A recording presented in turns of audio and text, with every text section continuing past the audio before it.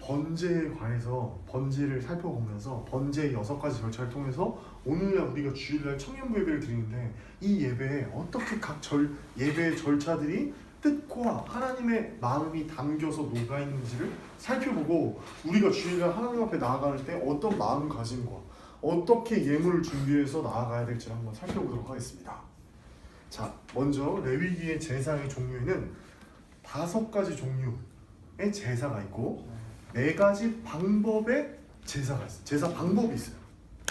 그럼 종류는 5가지예요. 이게 뭐냐면 첫 번째, 레위기 1장에 나와 있는 번제,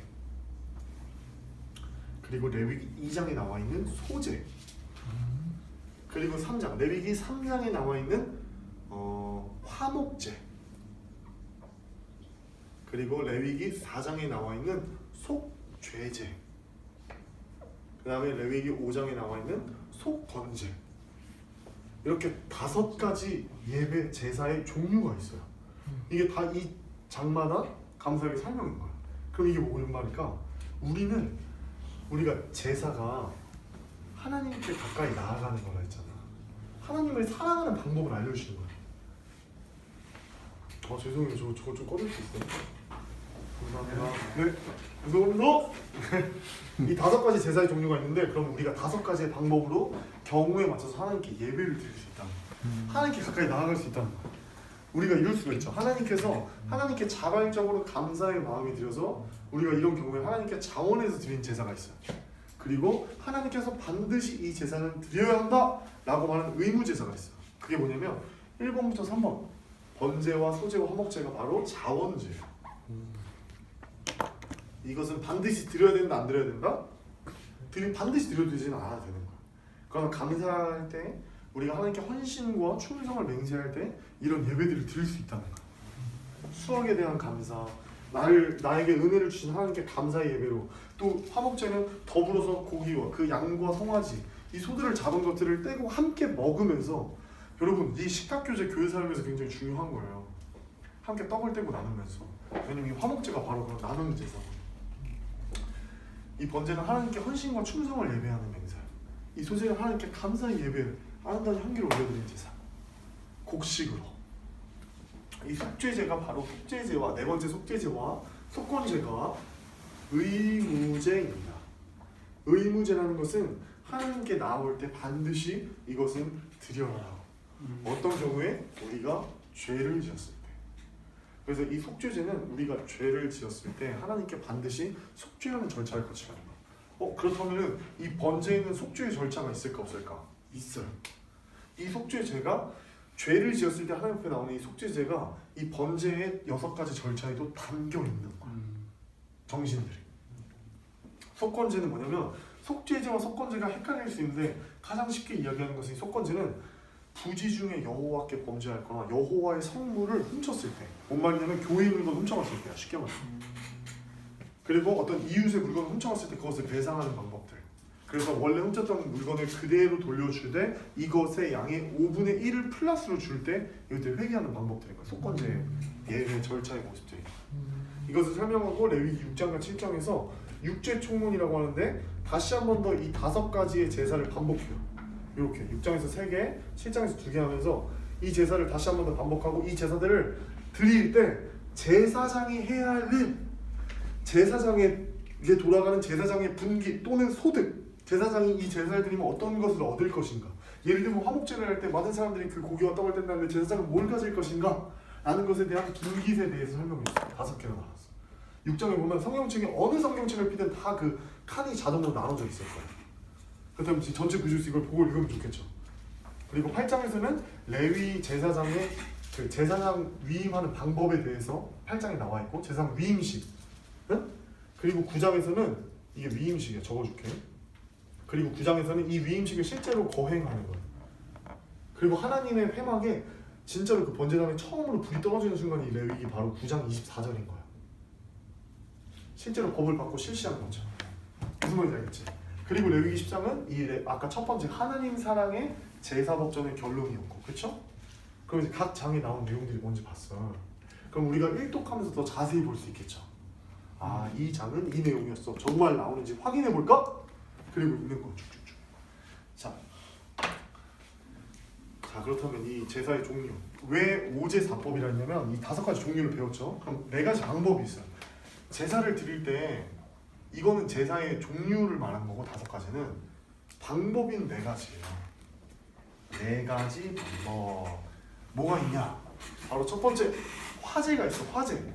번제는 반드시 화제로 드려야 돼. 모든 가죽, 그 동물의 가죽을 벗기고 모든 것을 다 태워서 하나님께 올려드리는 거야. 그래서 이 화제는 핵심은 불이 들어가요. 방법인 거예요. 그리고 흔들어서 드리는 게 있어요. 이렇게 앞뒤로. 이것을 흔들어서 하나님께 드리는 걸 바로 요제라고 해요. 앞뒤로 흔들어서. 앞뒤로 흔들어서 드리는 것이 바로 이 요제고, 그 다음에 또 방법에 거제가 있어. 거제. 이 거제는 뭐냐면 이렇게 들어 올리는 거야. 제사장이 이 오른쪽 뒷다리 2개를 이렇게 쫙 들어서 하나님께 드립니다. 이게 제사의 퍼포먼스 방법인데, 방법 중에 하나인데 이게 바로 거제. 이렇게 들어 올리는 거. 그리고 마지막 전제가 있어요. 전제. 이게 바로 제사의 모든 순서에 보면 대부분 마지막 순서가 있겠지. 그 마지막 순서에는 포도주나 독주를 붓는 제사의 방법이 있어요. 그게 바로 전제거든. 이 포도주를 붓는 거. 이게 어디에 들어간다 순서에? 제사의 마지막 부분 순서. 그래서 우리가 나중에 사도 바울이 감옥에서 2차로 투옥되고 순교를 앞두고, 주로 학자들이 추정하기로는 AD 67년에 이제 순교를 당한다고 하는데, 그 죽은 순교 교수형을 당하기 전에 그 1년 전 AD 66년에 주후 AD 66년에 유언을 남겨요. 사랑하는 디모데에게, 나의 제자에게. 근데 그게 바로 디모데 후서거든. 그 후서에 보면 이런 표현이 있어. 내가 나의 달려갈 길을 다 마치고 나의 목숨이 전제로 드려질 때가 다가간다. 이게 뭐냐면 제사의 마지막 순서가 달아간다. 사도 바울도 감옥에 있으면서 그 상황과 이 돌아가는 걸 봤을 때 자기의 죽음이 다 가까이 왔다는 걸 아는 거야. 사도 바울은 엄청나게 똑똑한 바리새파이고 베냐민족 속에 굉장히 뛰어난 율법 학자파였어요. 완전 엄청난 지성. 이런 율법들 다 꿰고 있는 사람이었던 거야. 그냥 이건 기본. 그런 표현들 이제 알겠지? 저 이제 조금 익숙해졌지. 그럼 제사의 종류 요거 사실 지금 이렇게 적어놨었을 때는 잘 몰랐는데 오늘 지금 5번째 배우는 거 오제사법 일식이라는 게 이런 거구나. 오제는 5가지 제사의 종류. 그 다음에 4가지의 방법으로 드려지고, 이 4가지 방법이 오제에 훅 이렇게 녹아져 있겠죠. 그리고 이 일식은 바로 제사장 위임식을 말해요. 제사장, 이 제사를 집행하는 제사장들, 목사님들은 이렇게 임명해라. 예를 들면 임직식 같은 거. 우리 예배로 따지면 이것이 레위기 어디 나온다고? 8장에 나온다고. 그리고 이거를 실시하는 게 어디 나온다고? 9장에 나온다고. 위임식. 그렇지. 제사장 위임식.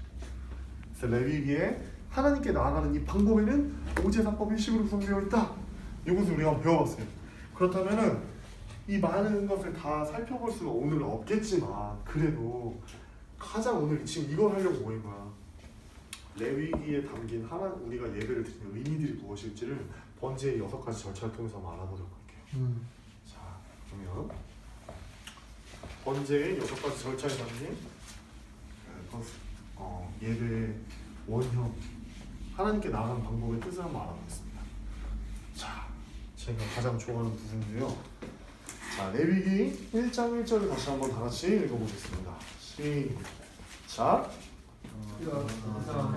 모세를 부르시고 그에게 말씀하여 이르시되. 자, 그리고 여기다가 여호와라는 것은 애굽 땅의 자기 백성을 애굽 땅에서 인도해내신 하나님의 이름을 말하는 거야.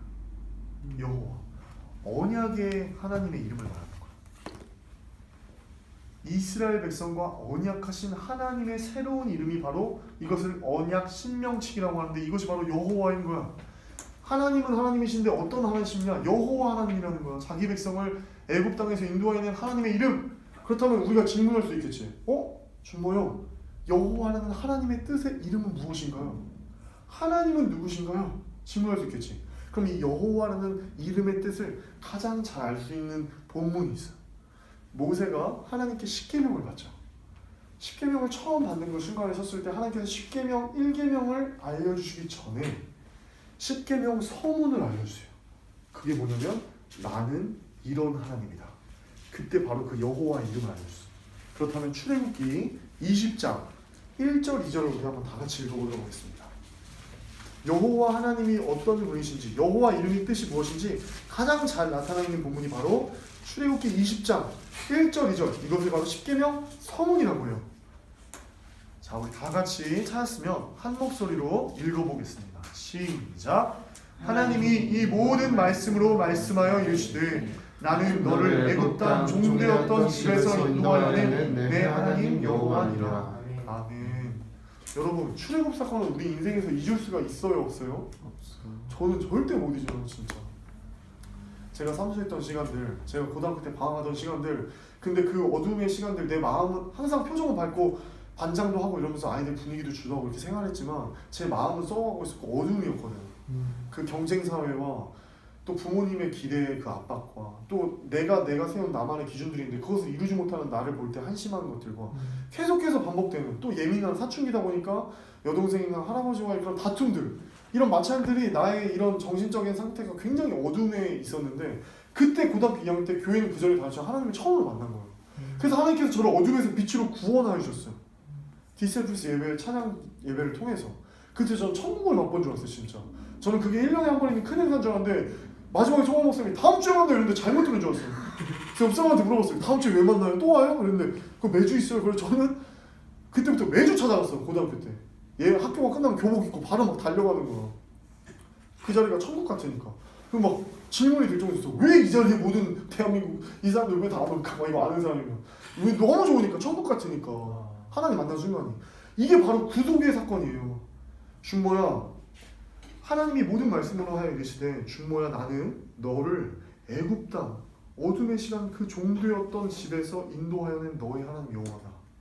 너 내가 누군지 잘 알지? 너 절대 못 잊지? 여호와 하나님이 그런 뜻이라는 거야. 아멘? 아멘. 그 우리의 삶에서 우리를 처음 만나주셨던 그 구원하신 하나님께서 오늘 회막에서 모세를 부르십니다. 그리고 내가 너와 함께 살기를 원하고, 하나님 왜 나를 부르셨나요? 내가 너와 함께 살기를 원합니다. 하나님, 그렇다면 어떻게 하나님과 제가 부정한 제가 하나님과 동행할 수 있습니까? 레위기처럼 살아라고 하나님께서 말씀을 주시는 거예요. 그렇다면 우리가 레위기 1장 1절을 읽을 때 이제 앞으로 다시 다르게 읽었으면 좋겠어요. 여호와라는 하나님의 이름을 기억하며 읽고, 이 회막이라는 것은 영어로 하면 미팅 텐트예요. 만남의 장막이라는 거예요. 히브리어로 하면 오헬 모헤드야. 오헬, 텐트, 장막, 모헤드, 만남, 교제가 이루어진다는 거예요. 성경에서 우리나라 말로 회막과 성막이라는 말은 똑같은 말이에요. 이것을 말해요. 아까 그랬던 그 성막과 회막. 그러나 이 회막과 성막이 강조하는 말들이 달라. 회막은 만남과 교제를 강조하는 말 오헬 모헤드고, 이 성막은 샤카에서 거룩한 장막이라는 뜻이야. 무슨 말인지 알겠지? 거룩한 것을 강조하는 것이고 만남을 강조하시는 것인데, 지금 출애굽기 아까 우리 40장 34절 35절을 한번 읽어보겠습니다. 출애굽기 40장 34절 35절에는 이 성막과 회막이란 말을 반복해서 사용해요. 한번 읽어볼게요. 출애굽기 40장 34절 35절 시작. 구름이 회막에 덮이고 여호와의 영광이 성막에 충만하매 모세가 회막에 들어갈 수 없었으니 이는 구름이 회막에 덮이고 여호와의 영광이 성막에 충만함이었으며. 이 두렵고 떨리는 상황 속에 레위기 1장 1절로 이어집니다.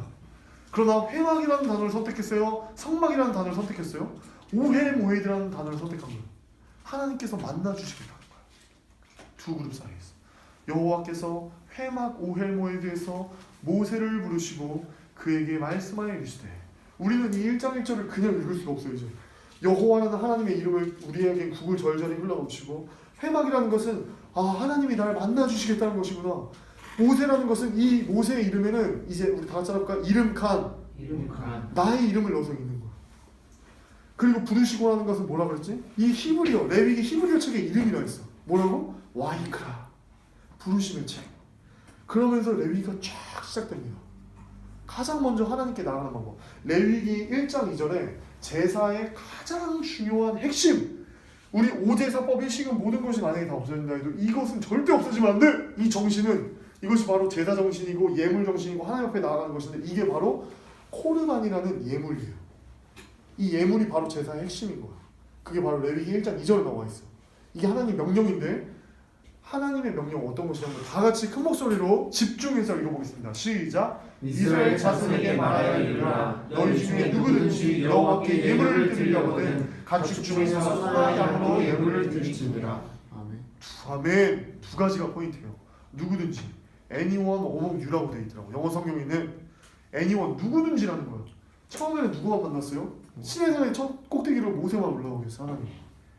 그리고 아브라함을 만나주시고 이삭을 만나주시고 야곱을 만나주셨던 한 사람씩 족장의 언약 당사자를 만나주셨던 하나님께서 이제 한 대표격이 되는 사람이 아니라 이스라엘 자손 누구든지 만나주시겠다는 거야. 누구든지 만나주시는데 격이 다른 창조주 하나님께서 피조물을 만날 때 하나님이 우리를 아무리 사랑하셔도 공의의 하나님, 거룩의 하나님이시기 때문에 죄가 묻어있으면 우리를 불로 태워서 죽여버려요. 그래서 우리가 하나님 앞에 가까이 나오는 것이 하나님께서 두렵다 그래. 그게 우리 출애굽기 19장에 보면 하나님께서 그것을 3일 동안 옷을 빨게 하고 몸을 이렇게 성결하게 하라 그래. 출애굽기 우리 이제 읽어보면 왜냐하면 하나님께서 두렵다고 표현하시거든요. 내가 그들을 쳐 죽일까 두렵다. 하나님 공의 하나님이기 때문에 현우를 아무리 사랑해도 현우가 죄가 묻어있으면 바로 죽여버리시는 거예요. 하나님의 속성이 공의이시기 때문에. 우리 레위기의 핵심이 뭐였죠? 공의와 거룩과 사랑이 뭐라고? 하나라고. 본질이라고. 그런데 오늘 하나님께서 우리가 하나님께 나가는 이 두 번째 누구든지라는 것과 두 번째 예물입니다. 이 예물은 뭐냐면 아람어로 고르반이라는 명사예요. 근데 이 히브리어로는 코르반이라고 하거든. 근데 이 코르반이라는 명사가 코르반 이것이 바로 레위기 1장 2절에 있는 예물이라는 뜻이에요. 이게 바로 히브리어인데 이 예물이라는 히브리어 코르반 명사는 어느 동사에서 파생이 된 거냐면 이 카라브라는 히브리어 동사에서 파생이 된 거예요. 카라브. 이 카라브라는 히브리어 동사에는 두 가지 뜻이 있어요. 뭐냐면 이중적인 의미를 가지는 거야. 첫 번째는 하나님께 가까이 나아가게 하다. 이 예물이란 카라브라는 뜻이. 그리고 우리 입장에서는 하나님께 가까이 나아가게 하는 것인데 이 예물이 하나님 입장에서는 이 예물이 뭐냐면 나에게 가까이 나오게 하다. 이중적인 의미를 가지고 있어. 히브리어의 동사 카라브. 뭐냐? 가까이 나아가게 하는 것과 가까이 나오게 하는 것. 이 예물이 너무너무 중요한 거야. 이 말은 뭐냐면 하나님께서 태초를 창조하시고 우리를 너무 사랑하셔서 교제하기 위해서 창조하셨지만 하나님이 선악과를 지으신 이유도 주모야 내가 너를 너무 사랑해서 이 모든 것을 너를 위해서 지었다. 이 모든 지은 것을 입으로 말하기가 입이 아플 정도다. 그래서 하나님께서 아담에게 모든 것을 다 지으라고 했지. 이름을 지으라고. 그런데 이 모든 것이 다 누구를 위한 거라고? 너를 위한 거. 생육하고 번성하여 다스리고 땅에 충만하라 정복하라 했어. 너가 다 누리는데 하나만 먹지 말고 기억해줘. 선악과와 생명나무 동산 중앙에 있는 이 선악과는 무엇이냐면 나는 하나만 기억해줘 주모야. 모든 걸 다 누리되 나는 창조주고 너는 피조물이야. 주모야 이 모든 것이 다 너를 위한 거거든. 근데 이것을 지은 것이 바로 나야. 이것을 꼭 알아줘. 그리고 너는 내가 만든 놀라운 아름다운 작품이고 너는 피조물이야. 창조주와 피조물은 격이 다른 존재라는 것을 하나님께서 인식시켜주는 것이 바로 선악과입니다. 순종의 명령. 하나님과 인간의 관계를 기억할 수 있도록 동산의 중앙에 나타나는 거예요. 아멘? 그런데 이 하나님의 창조주인 하나님 앞에 피조물이 만약에 나아가게 되면 어떻게 될까? 죽어버리는 거야. 하나님께서 직접 이것을 말씀하십니다. 어떤 모세나 아브라함이나 위대한 인물들을 통해서 말씀하신 거냐? 하나님께서 직접 말씀하세요. 우리 한번 찾아볼게요. 출애굽기 33장 20절 말씀 다 같이 한번 찾아보겠습니다.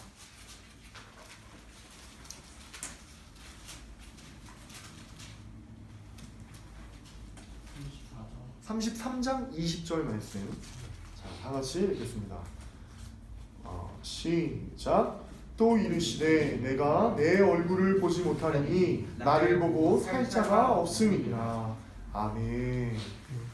무슨 말인지 알겠죠? 하나님께서 직접 말씀하셨어요. 하나님께서는 죄를 잊고 하나님 앞에 나오는 자, 더럽히는 자들은 모두 죽게 될 것이라 백성 중에서 끊어지실 것이라고 반드시 계속해서 반복해서 말씀하시거든. 하나님께서 죄와는 타협하실 수가 없는 분이에요. 그런데 지금 하나님께서 레위기를 통해서 뭘 하고 싶으시다고? 우리를 나오게 하신다고. 그 말은 뭐냐면 여러분 잘 기억해 주세요. 죽음을 당하지 않게 하시겠다는 거예요. 그렇다면 우리가 예물을 가지고 이 예물의 의미는 뭐냐면 죽을 수밖에 없는 우리가 하나님 앞에 가면 우린 죽을 수밖에 없는데 이 예물로서 우리가 죽음을 면하게 해주시는 거예요. 왜냐? 이 예물에게 나를 일체시키는 동일시하는 안수의 절차를 거쳐서 이 동물과 내가 일체라는 절차를 거치고 이 동물이 나의 죄를 대신해서 죽는 거예요. 왜냐하면 하나님께서 레위기 17장 11절에 말씀하셨거든요. 피에는 생명이 있고 피가 속죄의 기능이 있다. 그래서 반드시 회개를 할 때는 피를 보혈의 능력이 피가 필요한 거야. 죄에는 대가가 필요한 거야. 죄를 용서하려면 그것이 하나님께서 우주를 만드신 로고스 우주 창조의 섭리인 거야. 그것을 인간을 통해서 우리에게 알려주신 거야. 레위기 17장 11절을 다 같이 한번 읽어보겠습니다. 이 레위기 17장은 너무너무 중요해요. 왜냐하면 우리 아까 하나님 사랑, 이웃 사랑, 나 사랑 했는데 나 사랑과 이웃 사랑을 가르는 첫 번째 그 시작이 바로 레위기 17장입니다. 피금지법인데 레위기 17장 11절 다 같이 찾았으면 읽어보겠습니다. 시작. 육체의 생명은 피에 있습니다. 내가 이 피를 너희에게 주어 제단에 뿌려 너희의 생명을 위하여 속죄하게 하였나니 생명이 피에 있으므로 피가 죄를 속하느니라. 아멘. 이 말씀에다가 형광펜 어떻게 할 수 있는 중요한 표시 해놓고 옆에 꼭 적어놓으세요. 피 해놓고 1번 생명, 2번 속죄. 레위기 17장 11절이 바로 뭐냐? 이퀄해놓고 속죄의 원리. 우리가 죄를 용서받을 수 있는 원리를 하나님께서 알려주신 거예요. 이것이 바로 너무너무 중요한 레위기 17장입니다. 이 레위기 17장이 어떻게 중요한지 한번 우리가 알려주도록 할게요. 자, 지금 우리 레위기 17장 이렇게 있어요. 근데 레위기는 이렇게 카이 구조인 거야. 이거를 교차 대칭 구조라고 하거든. 이걸 헬라어로 카이라고 하는데 이 1장부터 16장 그리고 레위기 17장 이 18장부터 27장까지는 어떤 구조는 카이 구조. 앞부분은 제사법이었어요. 그렇죠? 그리고 이 뒷부분은 생활법이에요. 거룩한 생활법. 레위기는 거룩한 제사와 거룩한 생활에 관한 법인데 그 중심 핵심에 뭐가 있었냐면 피금지법입니다. 레위기 17장은. 그래서 학자들마다 이걸 나누는 기준이 달라요. 이 레위기 17장 피금지법을 제사법에 둘 것인지, 그래서 어떤 책들을 보면 레위기 1장부터 17장이 제사법이야. 그리고 어떤 법들을 보면 레위기 17장부터 27장까지를 또 생활법으로 보게 돼. 근데 우리들은 지금 제사법은 16장까지를 보고 여기 17장부터 27장을 생활법으로 봤죠. 그죠? 이 정도로 이 피금지법이 중심이라는 거야. 왜냐하면은 레위기의 연결고리 역할을 하기 때문입니다. 레위기 전체 책에 연결고리 역할을 하는 것이 바로 이 레위기 17장이에요. 무슨 말이냐 하면 제사법이라는 것은 예수님의 보혈의 능력으로 용서를 받아서 하나님께 나아가게 하는 법. 제사법. 그러면 생활법은 뭐냐? 예수 그리스도의 보혈의 공로로 살아가는 법인 거야. 그렇다면 그 제사법과 생활법의 중심에 빼놓을 수 없는 것이 뭐였지? 예수 그리스도의 보혈, 피의 속죄의 능력인 거야. 아멘? 네. 이 책의 구조가 이렇게 되는 거예요. 너무너무 재밌죠? 네. 그리고 자, 그렇다면 이제 레위기 1장 2절로 한번 돌아볼게요. 자, 레위기 1장 2절의 핵심이 뭐라고? 예물이라는 것을 배웠어요. 우리가 11조 감사헌금 왜 해야 돼요? 라고 나오는 것은 사실 질문 자체가 잘못된 거예요. 11조 얼마 해야 돼요? 감사헌금 얼마 해야 돼요?는 그 질문의 동기 자체가 내가 이것을 얼마나 하느냐, 어느 정도의 양을 하느냐 안 하느냐가 중요하게 생각되는 거거든요. 근데 그것은 철저하게 막 엄청 잘못됐다기보다 우리 인본주의적인 생각에서 시작된 질문인 거예요. 그렇다면 우리가 레위기를 제대로 공부했으면 어떤 질문이 나와야 할까? 예물은 죽을 수밖에 없는 나의 죄를 일주일 동안 하나님께서 용서하시고 오늘도 거룩한 주일날 하나님 앞에 마땅하게 나아갈 수 있게 해주시는 너무나 감사의 예물의 표시인 거야. 예물은 죽을 수밖에 없는 내가 하나님 앞에서 오늘도 기뻐팀을 찬양할 수 있고 뻔뻔하게 얼굴 들고 하나님 앞에 나왔다 생각했는데 하나님께서 뻔뻔하다고 하시는 것이 아니라 내가 너를 너무 사랑하는데 그 표현을 어떻게까지 했어? 너를 위해서 내가 죽을 수 있다. 내가 너를 위해서 죽었다. 나는 너를 위해서 이 세상에서 가장 처절한 종이 될 수도 있고 수치와 모욕을 당할 수도 있는데 수치와 모욕이 십자가에서 죽으신 우리를 위해서 대신 죽으신 것이 바로 하나님의 그 사랑인 거예요. 그래서 우리를 안아주시는 거예요. 예배 때 올 때마다 테루와의 찬양의 시간을 통해서 목사님의 설교 말씀을 통해서 설교 후의 기도 시간을 통해서 은밀하게 하나님과 기도할 때 하나님께서 우리의 마음을 만져주시는 거예요. 주모야 내가 오늘도 너를 사랑한다. 그런데 우리는 어떻게 하나님께 고백할 수 있을까? 예물로 우리의 마음을 하나님께 표현할 수 있는 거야. 그걸 받고 나서가 아니라 이미 삶 속에서 그것을 깨닫고 예배 나올 때는 예물을 가지고 내가 오늘도 하나님 앞에 살게 해주셔서 감사합니다라는 고백. 아멘. 알겠죠? 이 예물이 뭐라고? 하나님께 가까이 나아가게 하다. 하나님께 가까이 나아오게 하다. 연결고리 역할을 해주는 거야. 하나님과 나 사이의 징검다리 역할.